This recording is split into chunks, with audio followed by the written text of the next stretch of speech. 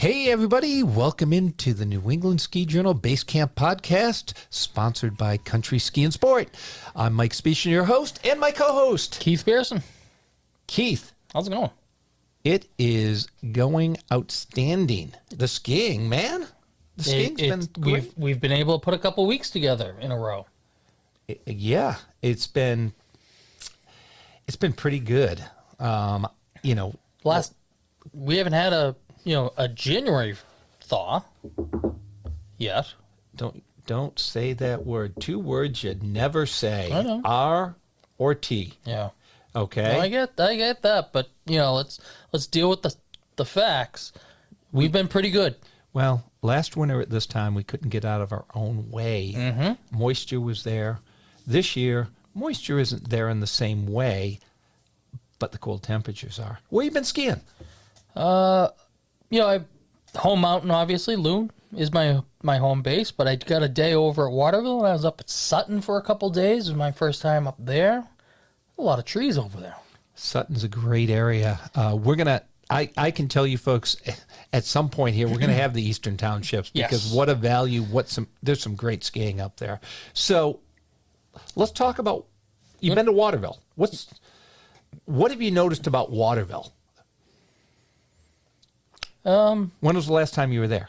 It was a couple Sundays ago. No, well, yeah, I understand that, but before that, when was the last time? Oh, probably March. Okay, March of 24. Okay, so you did ski it last time. Yeah, I ski it, probably once or twice a year with my Indy Pass. So what did you feel about the conditions up there? I think they've been good. I didn't have a problem with them. I think they do a bang up job grooming it out. Did you get up to high country?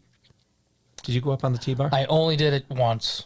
Boy, there's a lot of snow up there. Yes, listen, it is such a night and day experience because they were still in the process. They're still in the process of snowmaking down.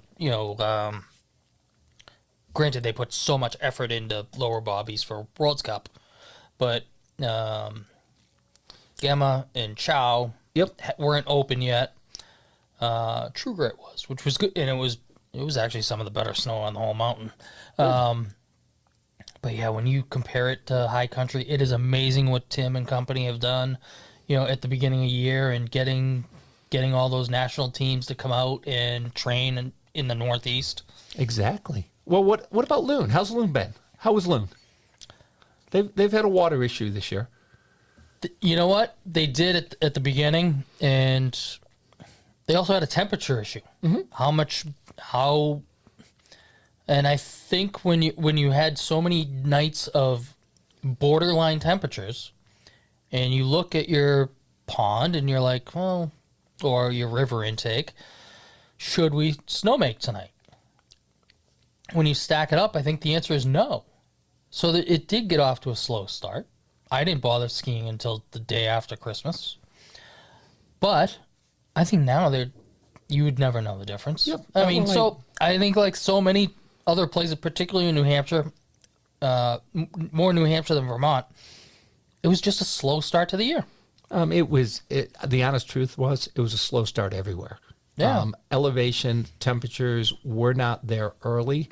The difference is Vermont does get more snow or has gotten the storms that have come through from that standpoint. Now let's go up to Sutton. What a difference, just north of St. Jay's, just the amount of snow difference. When you get off, exit 26 there for Jay, it really starts stacking up. Mm-hmm. And then when you just work your way back into the, through Coventry and Troy and all that stuff, the snow piles get even bigger. Sutton was unreal. Well, the question is, I asked Tim Kelly this, and he didn't give me an answer, so you get to answer this one. Does Sutton get the J Cloud too? I don't know if they must get something. I mean, it's not like Jay where it's a single little collection of mountains. it's part of a smaller range. Yep. But it's also, what is it? Probably 15 miles north. Not much, but enough that when you have borderline temperatures like so much of New England has had, those 15 miles seem to matter. Mm-hmm. Well, I've been my biggest thing about it when Jay got dumped for that first half of January. Unfortunately, what did it also come with? What Jay is very well known for. Wind. But when you have a mountain like Sutton, it's 1,000 feet less, at the top. So it doesn't get that blast of wind as you're going up the freezer and coming over the ridge at 3,500 feet. Have you ever experienced a hill that is so dedicated to glades? Because they truly are. Yeah, no, the whole Subois experience is unreal, and it was weird.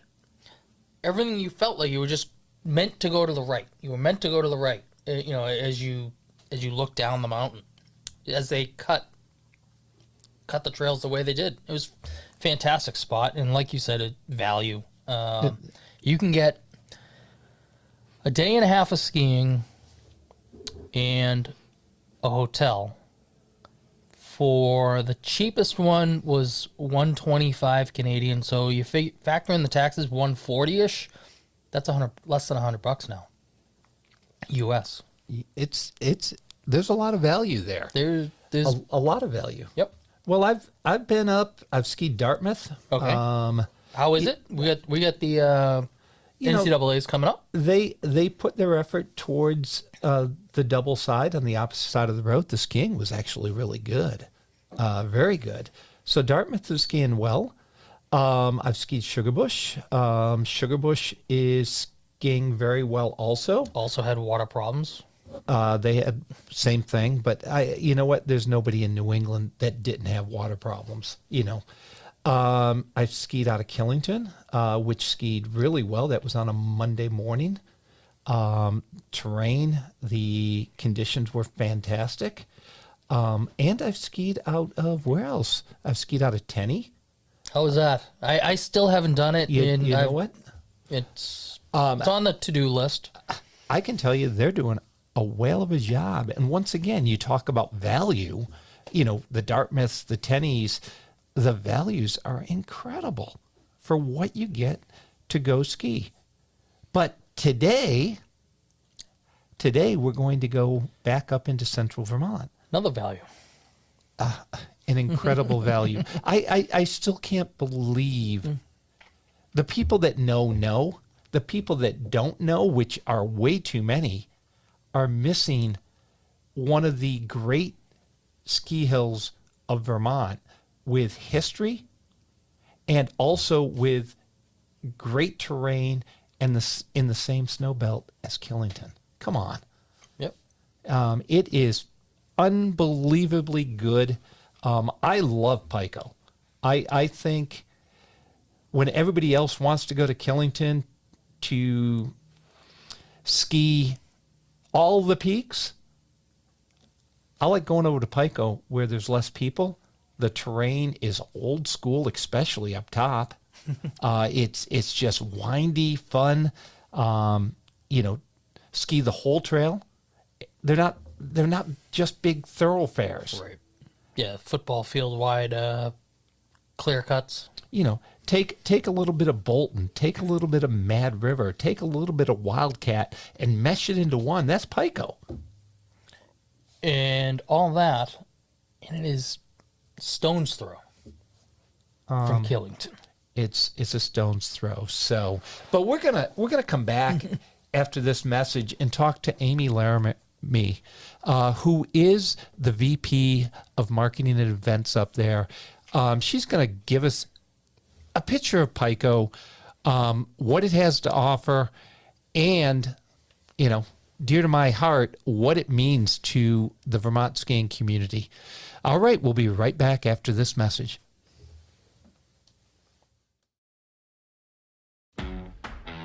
From skis and snowboards to accessories, apparel, and a full spectrum of winter sports essentials, Country Ski & Sport is proud to offer one of the most diverse selections of superior quality products from the industry's most esteemed brands. Book your custom boot and ski fitting appointment online for a shopping experience tailored for your ski or snowboarding needs. Chat with our experts in store and make the most of your winter experience. If you already own equipment, don't forget to drop it off for a tune-up and get your skis or board back into shape before you hit the slopes. Visit us online at countryski.com or at our locations in Quincy, Westwood, or Hanson.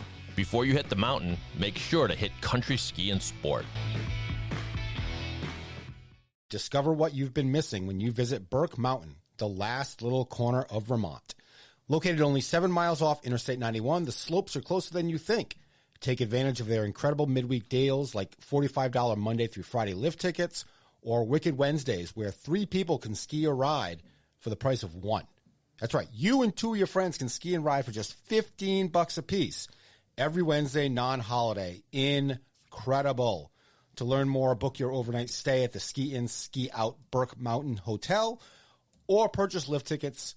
Visit skiburke.com. Welcome back, everybody, into the Basecamp podcast. Now joining us from Central Vermont, Pico Mountains, VP of Brand Marketing and Events, Amy Laramie. Hi, Amy. How are you doing? Great. Thank you for having me today. How cold is it up there these days? Yeah, Today was pretty cold. I think it started out at -7. It has gotten into the single digits, but it's nice and sunny out, so it's a great day for snowmaking. hey, way to be positive now. You know what? The beauty of it is the snow is crisp and fast. It doesn't get better, especially with how light the snow has been that's hit us lately with this cold weather. Yeah, so snowmaking has been really important here at Pico, and it's great to be able to make snow. We really have almost completed our whole snowmaking plan for this year, so it's great to have 100% of the mountain open. That's incredible. That's great. Amy, can you give us a little background of the history of Pico?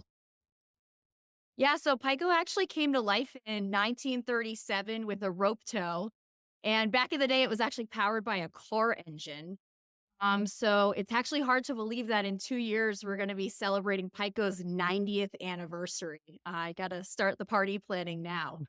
The first T-bar in the U.S. was installed here in 1940, and that opened to the public in 1941. And then the first chairlift was built in 1959. Right? Brad and Janet Mead had founded Pico, and their daughter, Andrea Mead, also went on to win 2 Olympic gold medals. Wow. Yeah. I mean, Andrea Mead Lawrence, that's a name. Anybody in skiing should know that name. What does it mean to have Pico with that history? Yeah, I mean, it's great. Andrea won gold medals in ski racing. So we have a great ski racing culture here. She was also trained by the legendary Carl Acker, who was also Pico ski school director. We might have a name named after him, K.A. Trail, right? And their legacy lives on. The ski racing culture here at Pico is incredible. How did it become a kind of offshoot of Killington? Can you just take us through the history of, how long it's been now? It's been a couple decades now, it feels like, and just how the lifts have evolved during the past couple decades as well. Yeah, so Pico has really expanded over the last couple of years, right? On it when it was its 25th season, they had a major expansion at Pico when they put in a base area facility, right? That included a snack bar, T-bar, and the first double chairlift. Then the outpost area opened in 1969. The first triple chair in New England was installed on Gnomes Knoll in 1972. Alpine slide was built in 1981. We used to have an alpine slide here. Hurricane Irene, unfortunately, took that out for us. And at year 50, right, 87 and 88, the first high-speed quad was installed at Pico, the Golden Express. Summit Express was installed in 88 and 89, and that was the last major lift expansion here at Pico. Right now, we do have a double chair. Right, Bonanza Double is in our learning area, and we're really excited to do one more improvement next summer, where we're going to be changing that double chair to a carpet, and that's in partnership with Vermont Adaptive. Well, we're going to go back to Vermont Adaptive because I know it's big, but we're going to discuss that in a little bit. The Outpost Double, it's a double over there, right? Yes. That is by far one of my favorite spots at Pico. I mean, even when it's not open, it's an easy skate over to that terrain. Mhm. And it is just, if anybody wants real New England skiing with great trees, great bumps, great hidden powder stashes, that's the spot to be. Um, uh, how do you feel Pico, Killington and Pico are together, we know. How do you feel Pico falls into the echelon in central Vermont for the skier? Yeah, Pico is such a hidden gem over here, and I think unfortunately Killington a lot of times does overshadow Pico. But there is some great skiing here from beginners all the way up to the expert intermediate terrain as well. There's a real lot to offer, not just great groomers, but from the glades as well, tree skiing. There's a lot of just really natural feel of the terrain, and it's a great spot to be and come and visit. Can you just talk about some of the trails that are off the summit? Some of those older classical ones. Yeah, so when you go up, right, so you have to take Golden Express Quad and then you go to ski to the summit chair. Okay. So once you get up to the summit, there's the summit glades. And that, again, is after a big storm, you're going to want to check out the glades, one of our signature trails on the mountain, really. And there's some great steeps off the top, like KA, there's Sunset 71. And then, of course, there's also Giant Killer, which is probably one of the most challenging trails that we have at Pico. But like then there's 49er when like I come and visit Pico on Thursday afternoons with my kids and we have a school program that comes here. 49er is a great trail where you can take some of those intermediate skiers still to the top, experience the top of Pico, and then they can ski down 49er and accomplish the summit of Pico. That is awesome. Yeah, they're the classic trails up there that follow the fall line. Um, it's old school New England with all the amenities. It's pretty cool. Yeah. How about for racing? How is it a racing? It's not open full time, but it still has a niche, and racing in the area seems to be one of them. Yeah, so racing is really exploded in the area. We have a great partnership with the Pico Ski Club. So they actually have their own facility a little ways down from the base lodge that I'm sitting in right now. And then they have Little Pico Triple. So there's a chairlift over there that has a bunch of ski trails on it that they can race on. They've really put a lot of investment into that area over the past couple of years. And like many times that lift is open for the general public, but we do sometimes shut down some of the trails in that area for race training specifically. So there's A, B, and C slope, which is off the Little Pico Triple. And those trails just have a great pitch for ski racing where they're able to train consistently over there. And the Pico Ski Club has about 120 racers currently in the program.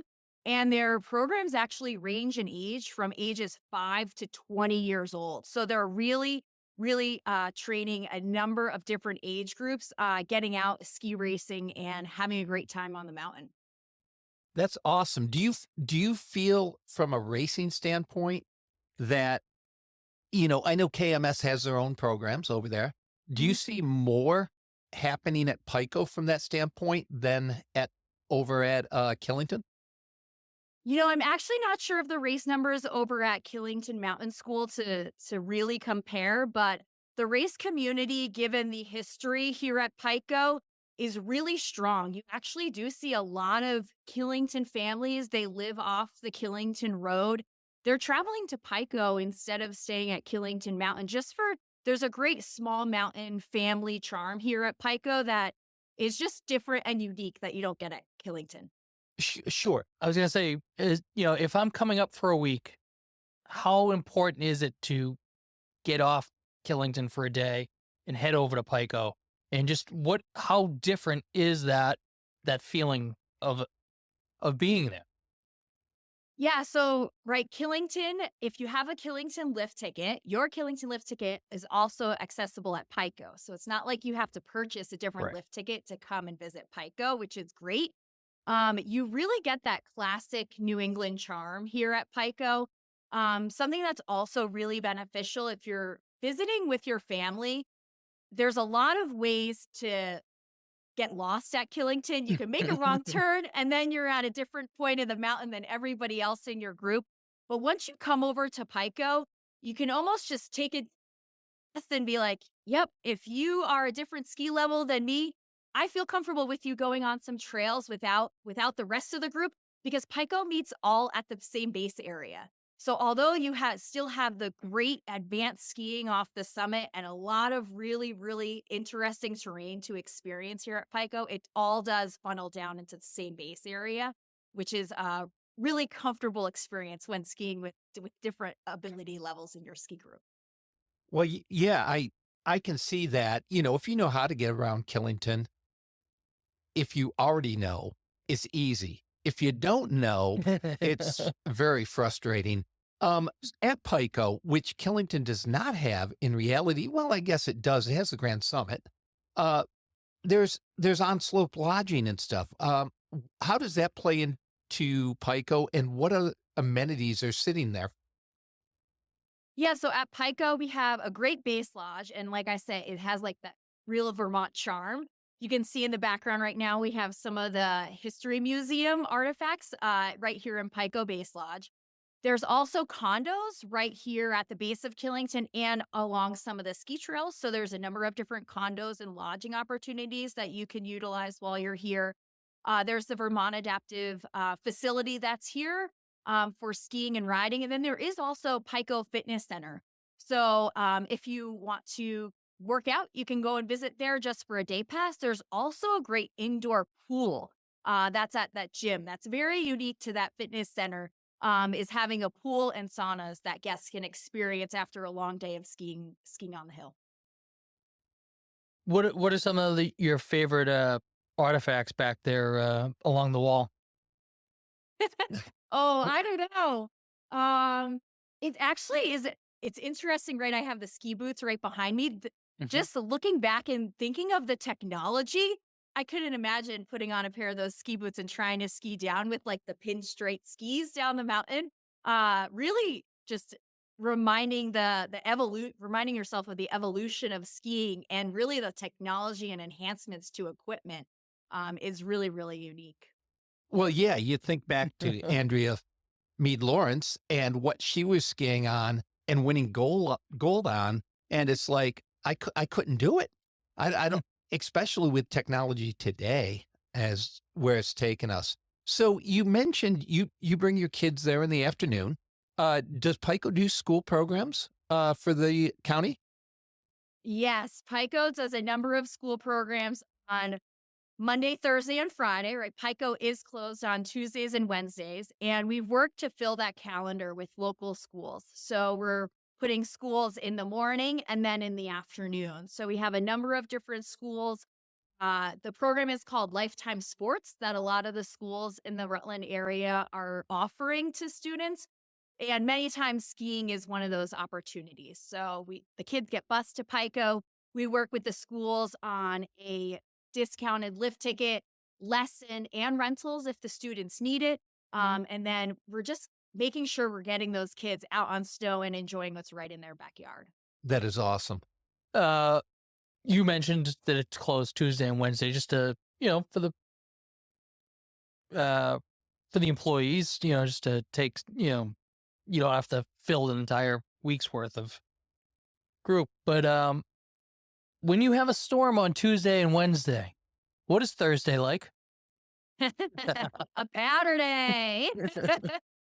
Thursday is one of the best kept secrets if you're not a local. But many locals have figured it out. The uphill community, I will say, sometimes beats you to the first tracks after a storm where they're venturing out Tuesday and Wednesday to enjoy the fresh powder. But coming to Pico on a Thursday is really, really fun after a snowstorm. It also, like, sometimes it's great to let the snow settle for a little bit after a storm, and then it just makes for amazing conditions on Thursday once Pico reopens. So it's open. You just have to be willing to do it yourself. Yes. You can ski 24 hours a day here at Pico as long that you get your uphill travel pass, stay on the uphill routes, but we allow skinning, uphilling to happen all throughout the day and night here at Pico. Full moon skiing. I'm an uphiller, so I'm all about it. I try to make sure I get one uphill run every time I ski. But how do you, the family, we're coming up to a very important holiday week. Why do families tend to come to Pico? What would you say to them? What's the major draw? You said a few before, but. Yeah, I would say the families come to Pico, again, for that quintessential charm of Pico. It's very family friendly here. There's a lot to offer, whether it's a variety of terrain that's here and the nature of our lifts and the connectivity where it all comes down to one base area. There's a lot of just different offerings that the family can enjoy, whether you're just learning or you're an expert skier. Sure. The $1 million question about Pico.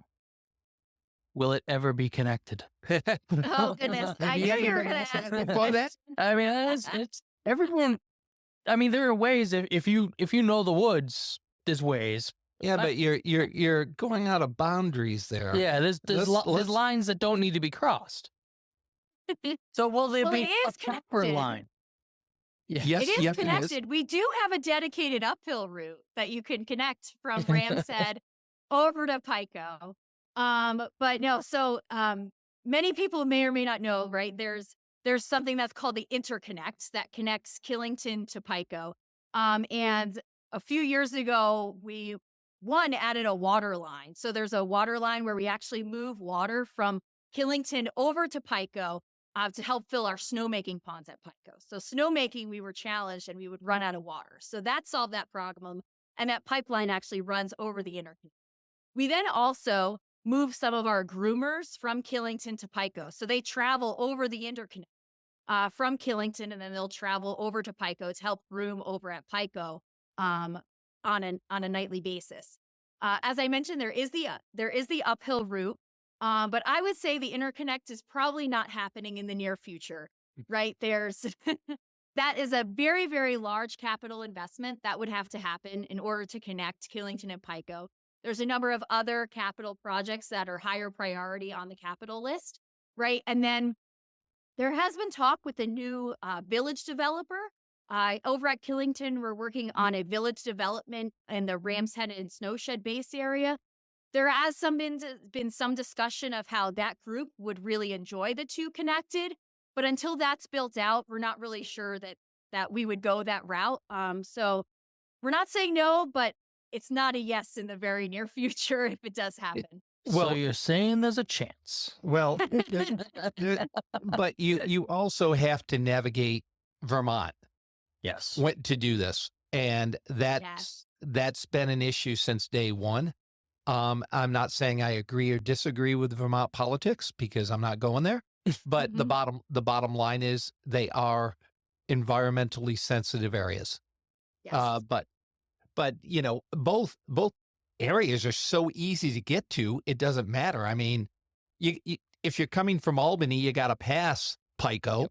And if you're coming from the Boston area, you don't take a left, you go straight, and it's right there on the left. 5 minutes. It's actually closer than getting up to the K1 base lodge. I mean, come on. Yes, I think it's maybe a 12-minute ride from Killington to Pico. And we also offer, there's a bus system that runs from Rutland to Killington, stops at Pico. So there's even a free bus offering that could get you over here as well. So the trains still come into Rutland then?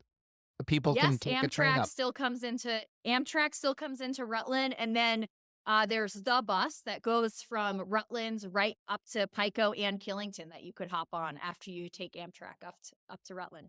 So anybody from the Albany or New York City area might listening to this, that's like a dream. You don't even have to get a car. Yes. Come up for the yes. weekend.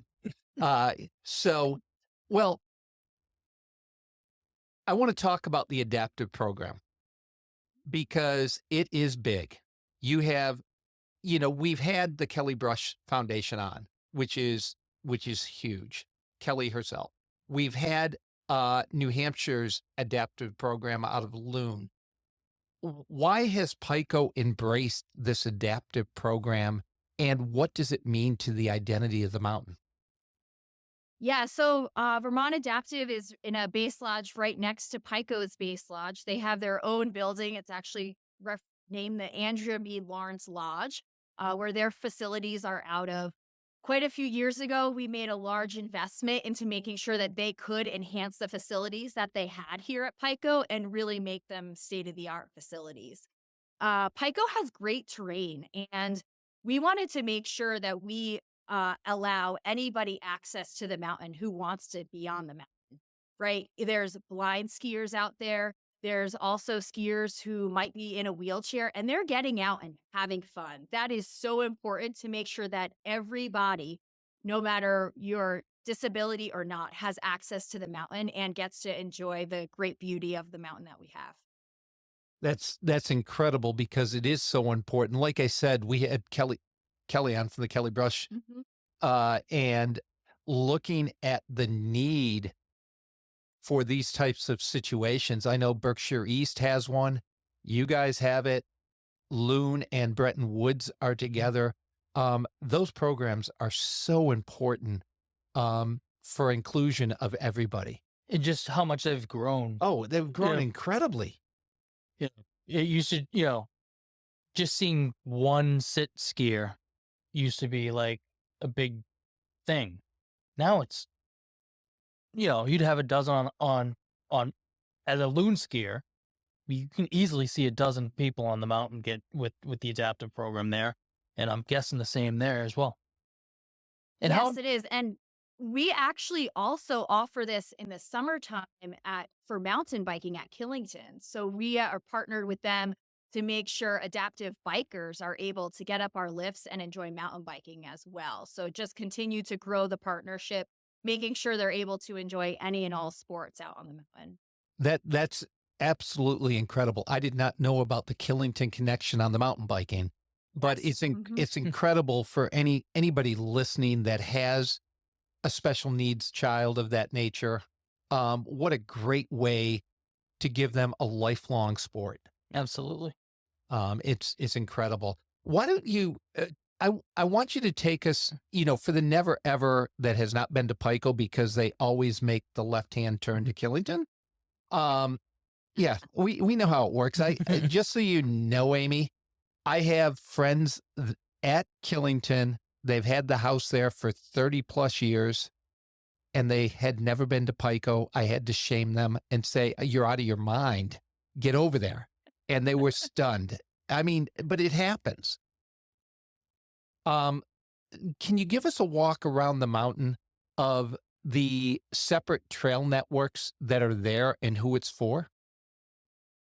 Yeah, I could do my best. Yeah. Right. So there's the Bonanza area that I referenced earlier. So Bonanza is our learning area, the never ever area. It has a double chair on it, and then it also has a small handle toe. So this past year, we actually improved the rope toe that was over there, and we added handles to it to help with our snow sports school programs, as well as the never evers.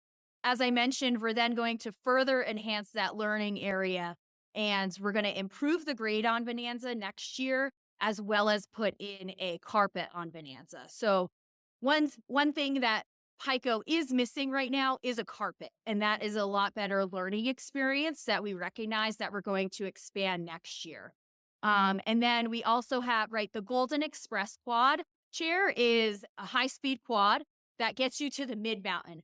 that's a great area for learners. There's greens, there's blue trails over there, but that also is sort of like the hub, the central lift that then connects you to a lot of the rest of the mountain. So once you get off the Golden Express, you can go left, and then you can get over to the summit chair, then go middle of the mountain up to the summit that we talked about earlier, where some of those steeps and signature trails are. Or you can go to the right and you can go down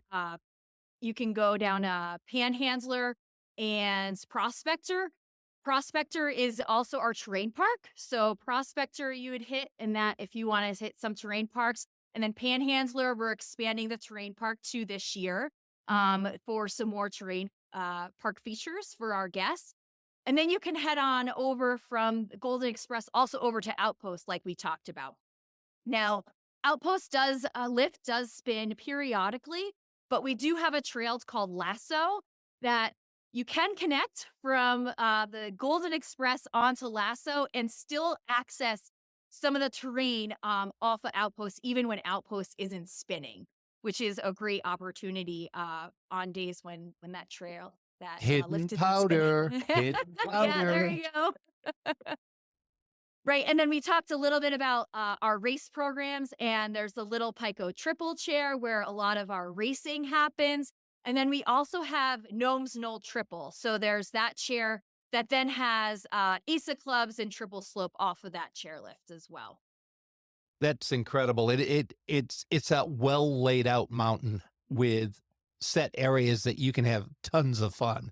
Amy, lift, everyone knows Pico is still a part of Killington, yet it's not the one lift ticket serves all.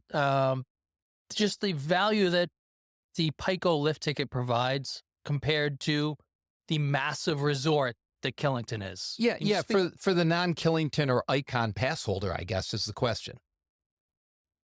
Yeah, right. Like Killington, there's 155 trails. It's a much larger mountain, so there's more value over there, and the ticket gets you farther. There's a lot more terrain. You can't even accomplish all the terrain in one day over at Killington. Right. When you come over to Pico, we offer many different options, whether there's the Vermont Student Pass. So that is an option where grades K through 12 can access the mountain all year long for only $134. There's many different local options here. We have a great Vermont, New Hampshire days option where you can get 50% off of lift tickets midweek to come and visit Pico and enjoy the mountain. And you can also, as we said, you can use your Killington Pass or your Icon Pass at Pico as well, if you so choose. And I would highly suggest that you do it because, as we said, Pico is a hidden gem over here. Well, we are taping this a little bit before when it's being released. Okay, just a little bit, not much. But I just pulled up a price of $78 to go ski Pico for a day online. I mean, come on. Yeah. The use inflation, that's $40 from, even 10 years ago. That's right. One whale of a deal. Yeah, you're not going to find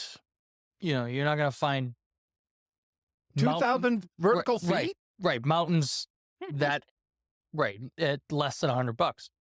Well, less than $100. I mean, we're talking going to a mountain a little bit farther north from there that is probably $230 to $250 at this point. So I look at this value and go, anybody can afford. I can't say anybody, but the majority of the skiers will accept a sub $80 correct lift ticket. I mean, that's incredible. Thank you for doing that. You're welcome. It's all on you, Amy. And hold it. I even went down to, what month am I in?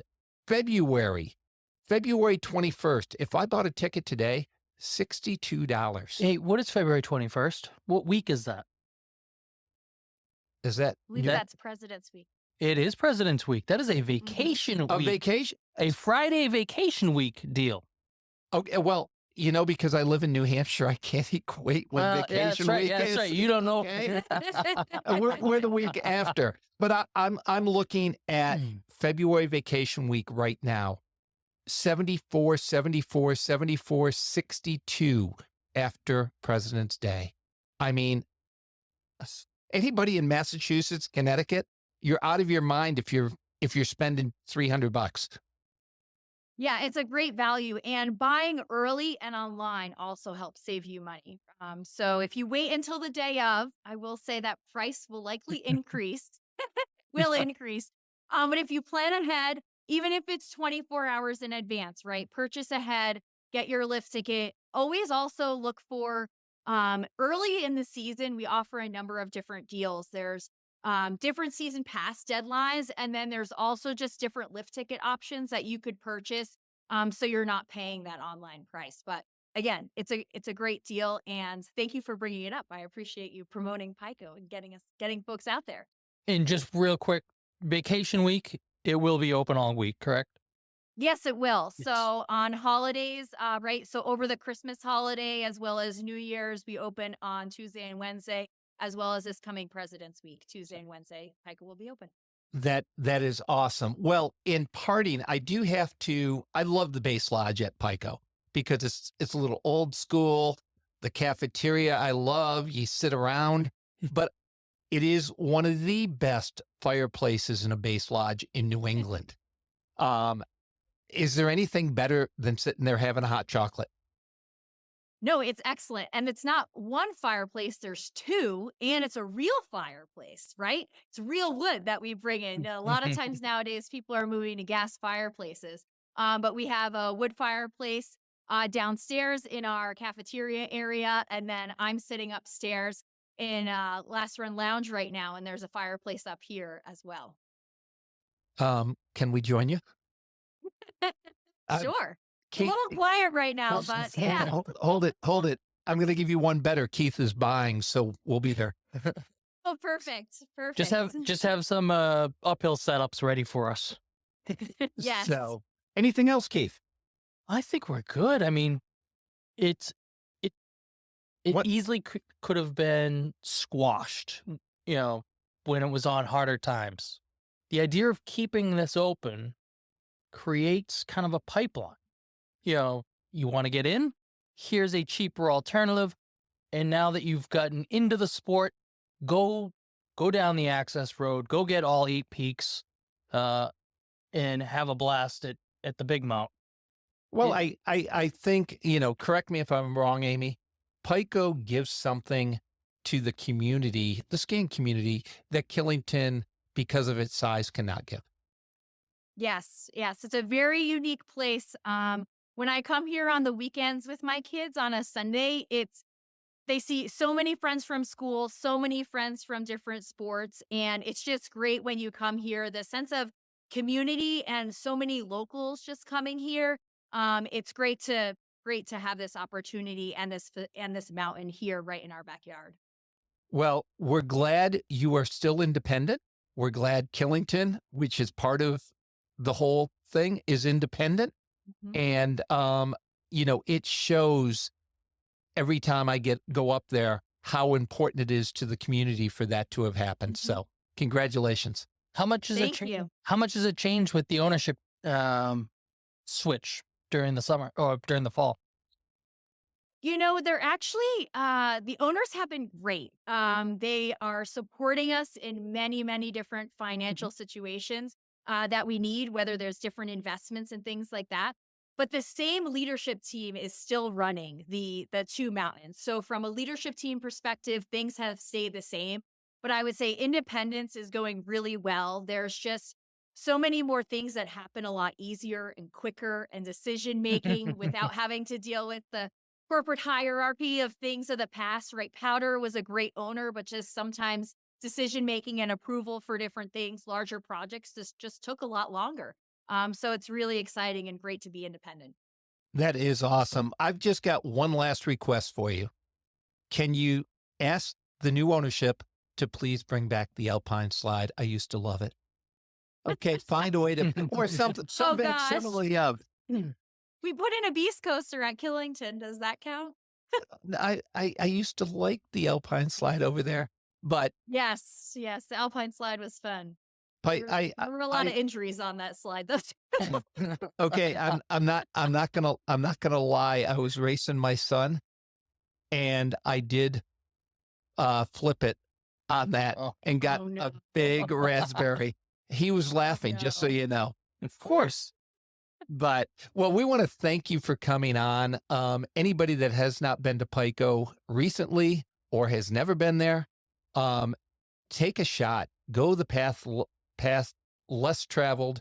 You might want to turn to Killington, and please go to Killington.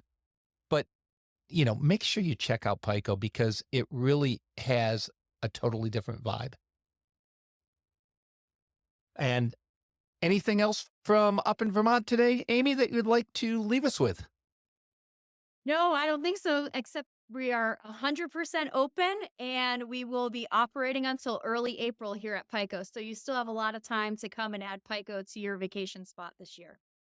Fantastic. Thanks, Amy. Thank you, Amy, for joining us. And folks, we'll be right back after these messages. Welcome back, everybody, into the Basecamp podcast. Keith, we talked to Amy a little bit after the interview, and she didn't mention something that is pretty friggin' cool. So, like we said, it's open if you want it. If you want to go uphill, but it is available if your company wants it. Did you hear that? We were talking about it after the interview, and Amy brought it back up, and she goes, there is one other thing. Do you know that you can rent Pico on either Tuesday or Wednesday for your company? That's a pretty good perk there. Nice day off. Well, they base it on 200 people. I'm not going to give a price. Go to their website because I don't want to give the wrong price. Right. Okay. But it's up to 200 people, and you can have the ski hill to yourself. Could you imagine? Come up on a Tuesday morning, have a ski day, rent. I'm sure you can rent some condos or a hotel. Oh, absolutely. Okay. Ski Wednesday for 2 days as a corporate retreat. Nothing boosts morale like skiing. Nothing. Well, it makes for a good boss. That's for sure. I know for me, when I need to boost my morale or get an attitude adjuster, I go skiing. Exactly. And that happens all the time. But go to Pico's website. I didn't even pull it up here. But what I think is really cool about Pico is that it offers a value in central Vermont Absolutely. that just isn't there anymore. Correct. And so often we think of Pico as being a smaller mountain. I've said that to other people. It's almost 2,000 vertical. So it skis big. And it has all the terrain. Does it have the biggest terrain park? Nope. Does it have the steepest bump run? Nope. But is it going to have a good bump run? Yes. Is it going to have plenty of groomers? Absolutely. So it has everything you're looking for at a scaled down price. But you're still getting 2,000 feet of vert. So you're not only getting that, you're getting... We already know Killington is a snowmaking and grooming machine. Yes. Okay? They're owned by Killington, okay? Or the same group. They have the same snowmaking technology. They have the same grooming technology. It is getting Killington quality at a little bit better price. Absolutely. We even called it up. February, Massachusetts, February vacation. Could you believe that? I could not.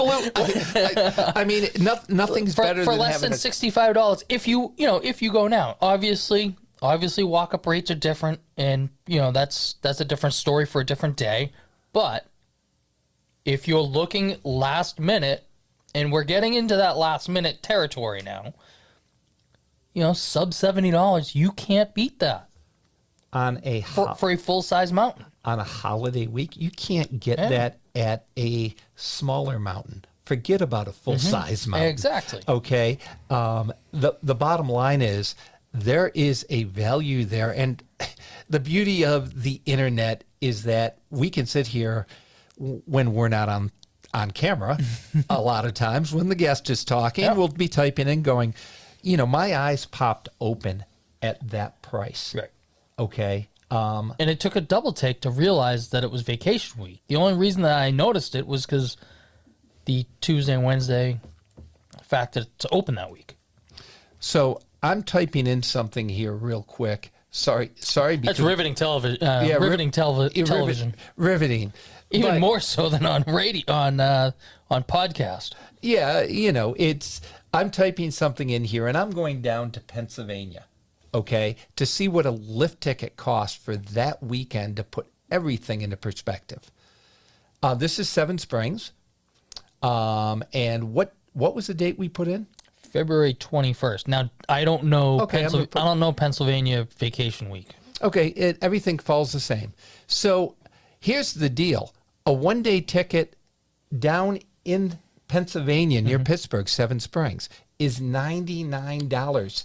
It's 1/3 less to be the same date at a 2,000 vertical foot I was going to say, I know Seven Springs is good for a Western Pennsylvania resort, but it doesn't have 2,000. No, and it's not Vermont. Correct. It doesn't get the snow. So, Amy, first off, I want to thank you for coming on. I love talking about Pico. I love talking about areas that maybe the crowds don't go to and areas that are still independent. You meet all the criteria up there at Pico. I can't wait to get up there and make some turns with you. I'll have to come on an afternoon so I can ski with you and your kids. There you go. And,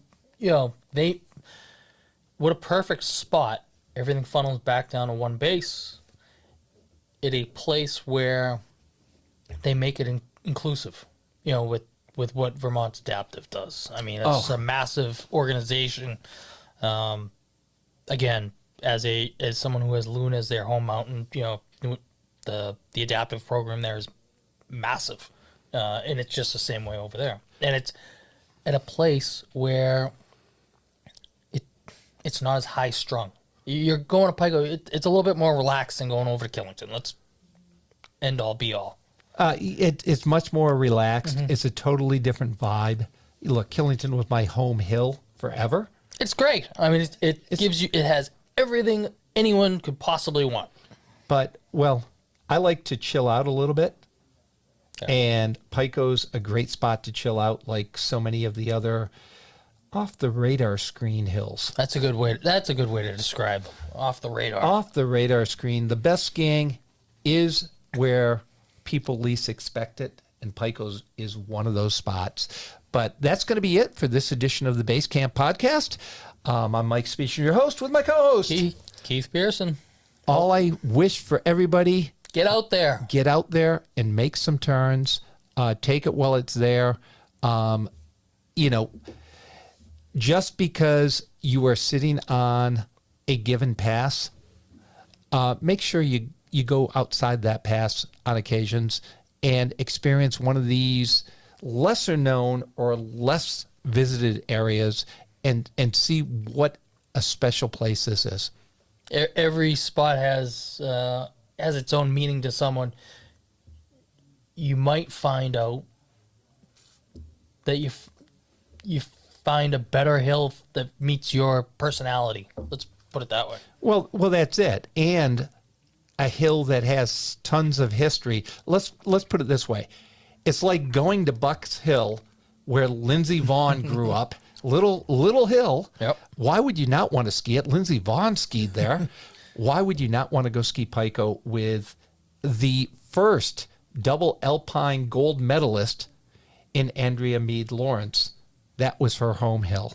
So that's going to be it for this episode of the Basecamp. We'll catch you next week. Enjoy the winter season. New England Ski Journal's Basecamp is a Siemens Media podcast. Siemens Media. Inspiring, informative, insightful.